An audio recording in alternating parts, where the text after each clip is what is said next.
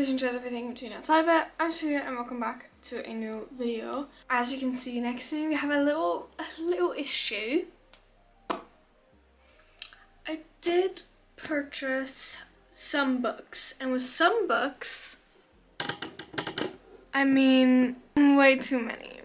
32. Yeah, I went to England, UK, I went to Canterbury and London, and I got 32 books in total. I did get most of them for quite cheap, but I do want to say as a little disclaimer, I didn't pay for most of these. Most of these were paid by my mom, my lovely little mother. And I also only really buy books when I'm in England. I might buy one book actually here, like in the Netherlands, if I really want it, or it's like on offer or something like that. I don't really know where to start. I think we should start with some of my more interesting and popular finds. So I got Things We Never Got Over and Things We Had from the Light by Lucy's Score. I have not read Things We Never Got Over, but they had this one for £5 and this one for £6. I was like, if this one's for £6 already, I might as well get it because I've heard so many good things about it. If I don't like this, then it's a bit of an issue, but I think I might do a little reading vlog so it also forces me to read both. If you guys want that, let me know. But yeah, I just heard so many good things, and a lot of my favorite people that I follow, they also really liked it. So yeah, and it came out literally the week that I was in England, so I was really lucky with that as well. But and I've never read a Lucy Score book, so I think that's also pretty good that I make a good start, because if I don't, that would be embarrassing. So I got a lot of Tessa Bailey books. These three are in a trilogy. They're kind of I think they're standalones, but they're still together. I don't really know much about these books, but yeah, Fixer Up, Tools of Engagement, and Lover or Loser. Don't really know what this one's about, but it's okay. This one's enemies to lovers, and this one is they're in a marriage and they have a bit of an issue to fix. They had these 3 for £6 at the Works, so that's also mainly why I got them, but I'd seen them for a while, especially Fixer Up. Just the cover has just been stuck in my mind, and I thought I'd like it. And I just need a bunch more romances. You'll see that I got a lot more physical romance, because that's kind of been my issue, that I just don't have enough physical romance, so I tend to gravitate towards my Kindle and then not read any of my physical books. Also, I've never read a Tessa Bailey book, even though I bought these 4, and I already have It Happened One Summer, but I've never read a Tessa Bailey book. So if I don't like her writing style, I don't know what I'm gonna do. I'm probably still gonna read all of them. And then I also got My Killer Vacation. This one's been on my TBR for a bit longer, ever since it came out, just because it's supposed to be a murder mystery and romance together. I've heard that there's barely any murder mystery in this, and that's mainly just smut, and it's sexy and it's fun. So that's also a bigger reason for me to buy it, because if it's sexy. It's less than 300 pages, so this is definitely going to be a quick read of me. A hype button, I guess it is. I have some baby hairs that are literally going insane, but otherwise I'd be going insane because my hair would be in my face literally all the time. So I'm going to continue on the romance roll, since I said it's going to be mainly romance. I got From Lukov with Love. So I've never read a Mariana Zapata book, and that is mainly because I know I'm not a big fan of slow burn. I don't know much about this book, but I knew that it was just a really popular Mariana Zapata book, and I was like, I at least want to have an opinion on her writing and the way her books kind of go. Since I just don't want to be left out. It's actually quite okay size. It's still smaller than A Million Kisses in Your Lifetime, so I feel like that is doable. I just hope it's something I'll enjoy. Then I got How to Fake It in Hollywood. I wasn't initially gonna get this, but it was £1.50, as you can see, and who is gonna let a book sit for £1.50? And I'd seen it a bit over everywhere, and it says sexy on the cover, and if it says sexy on the cover as a review, I will buy it. Again, don't know what it's about. With majority of these books, I don't, just because I like to have as little information about them when I go into them. I used to be the opposite. I used to want to know what I could expect, but I realized that throughout my life, that is not something I want to know. But obviously you can kind of guess. It has something to do with Hollywood, maybe with fame, and it's a romance. So the bounce and sexual tension between Gray and Ethan is fire emoji immaculate. I'm sorry, that was just such a funny review, I had to say. Then I got Misfit by Al Kennedy. So this is the first book in the prep series. I have only read the Deal by Elle Kennedy, and I just seen this float around on Instagram a little bit. I never continued the off-campus series just because I read the Deal on my iPad, and they didn't have any of the other books on Kindle Unlimited or anywhere, and I did not feel like buying the entire series physically, especially since they're really expensive here. Just any book is quite expensive here, so I didn't really feel like continuing it. If I had it probably on my Kindle, I probably would have. I don't know how good this is gonna be, but I wanted to give it a try because I'd seen it a little bit of everywhere, so, and it was £6, so a lot of people are gonna be happy about this. But I got the novellas. So this is Destroy Me and Fracture Me, and these are 1.5 and 2.5. So I actually already read 1.5, which is Destroy Me. I had a little reading vlog up on my book talk. I got this because a lot of people were telling me to continue the Shadow Me series, but I felt like if I was going to continue it, I wanted to at least have the novellas as well, because I want to like read it properly and not half-ass it. But all I'm going to say is that I'm probably going to get Unravel Me. Then I got the Dead Romantics at Waterstones as well, but this one was buy one get one half price. It had been on my list for so long. Just because I thought this was such a cute idea, like the concept sounded really cute. I hope it's prosecuted well. I swear to God, I need to take an English class. I meant executed well, not prosecuted. I'm not gonna go to court. Like, I don't know, I just thought it was gonna be really cute, and I've been waiting for it to like show up, maybe somewhere with like a better price. But I saw buy one get one half price, and there were other books that I want to get half price. So honestly, I just got it, and now I can read it. And now I can join everyone that's read the book. Then I also got Highly Suspicious and Unfairly Cute. It's again one of those books that you've kind of seen everywhere. So on Instagram, on TikTok, on YouTube. But I don't really know what this is about, but I just thought it was really cute. And I just seen such good reviews that it was just really like wholesome. I only found out it was a YA after I bought it, and normally I don't really buy YA books just because, I don't know, I like the chaos that comes with adult romance and other things. I don't know, I think this is just gonna be really cute. I think they're going on like a little trip, because look. Then I got Rock Paper Scissors at Waterstones as well. This was not a deal, but this one was on my list for the past, I think, 3 times I went to England, and I couldn't find it. So first I was trying to look for it as a hardcover, and I couldn't find it, and then I kept looking, and I was like, okay, maybe, you know, I'll just look at the paperback section. And I looked in like 3 different stores, and then finally I find it in London, and I just heard so many good things about it. Obviously it's also like one of Sarah Crowley's favorite books, so I had to read it. I did not realize it was like this thin of a book, and her writing has been compared to Frida McFadden's writing, and I've really liked all the Frida McFadden books I've read so far for 3. I'm really happy that I finally got this, because it's been on my TBR for so damn long, and I was honestly gonna give up. But I think this cover is actually really cute with like the little paper. But I finally got the Inheritance Games. I know that this is YA, but I'm more likely to get a YA like murder mystery or like thriller or like than a romance. But I had still not read this, and I'd heard quite a few good things about it, especially also I think there's a little love triangle in here as well. If I was gonna get these books, I definitely wanted them with these spines, because guys, come on. I still hadn't read this, and I just saw it and I was like, you know what, fuck it, I'm gonna get it. Another book that I would probably do a reading vlog on if you'd want it, obviously. Actually, most of these books I'll probably do a reading vlog on, because I love doing reading vlogs. You guys love watching my reading vlogs, so it's like, why not? Then I got The Dilemma at a second-hand bookstore. So I have read The Therapist, and last year The Therapist was one of my favorite books. I read it in I think one day. It was just such a good read. I don't know, the writing, it was really good, and I gave it to my mom and she really liked it as well.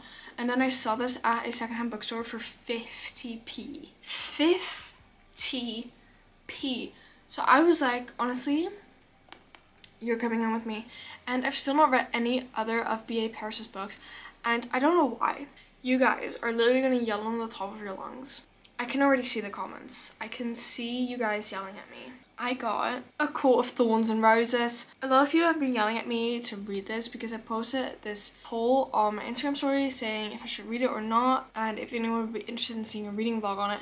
Everyone said yes on everything really, because I'm not sure if this is on my alley. I'll give it a try, like at least. And I've heard that it's kind of the same thing as with the Shadow Me series. The first book is not great, but then when you continue, it's absolutely perfect. I just hope it is good enough for me to not be really bored out of my mind, because fantasy and stuff like that is just not up my alley. But I have heard that there's so much romance in this, and that there's smut in this book. And then of course I had to get King of Wrath, because I have the Twisted series over here, as you can see.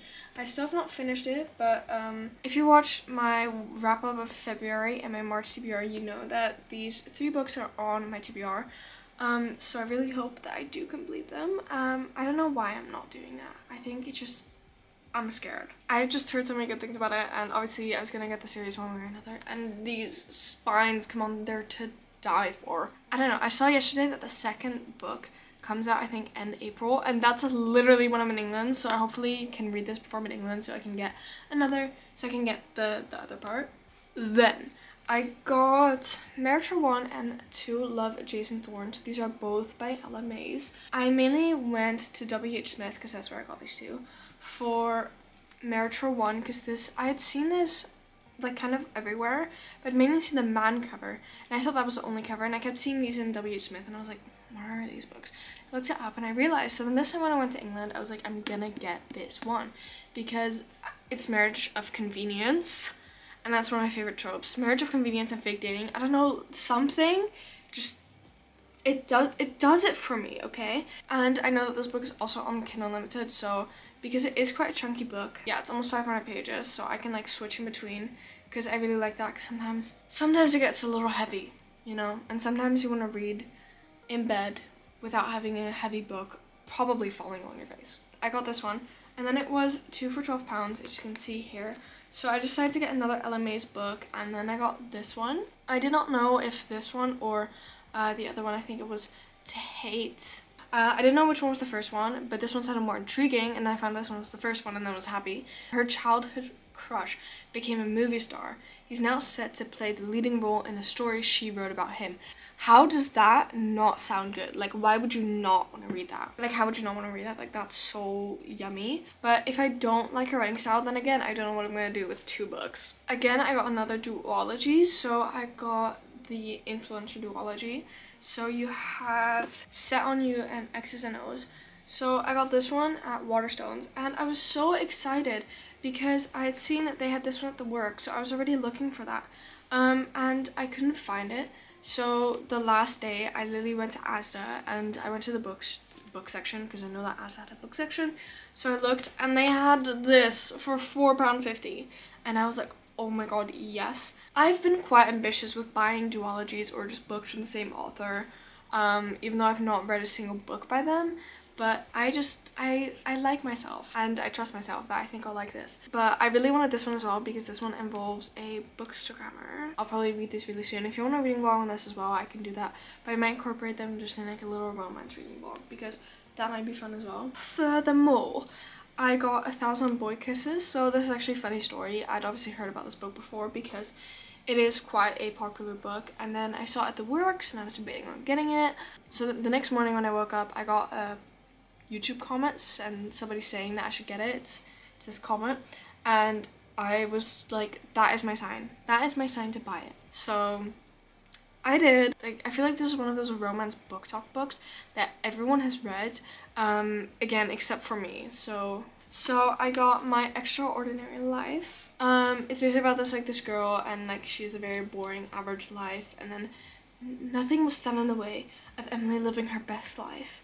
Not even Josh and his dimples. I looked it up on Goodreads because I'd seen absolutely no one say anything about this book. I'd never seen it before. There were mainly just reviews about people who have like gotten the arc or having like a pre-order, so I feel like this is a pretty recent release. And I looked at it and I was just like, you know, the reviews that I looked at, they were good, so I was like, I might as well get it. It was also like £4 or something. And then the cover of this one is not great, but it's funny. Looking Out for Love.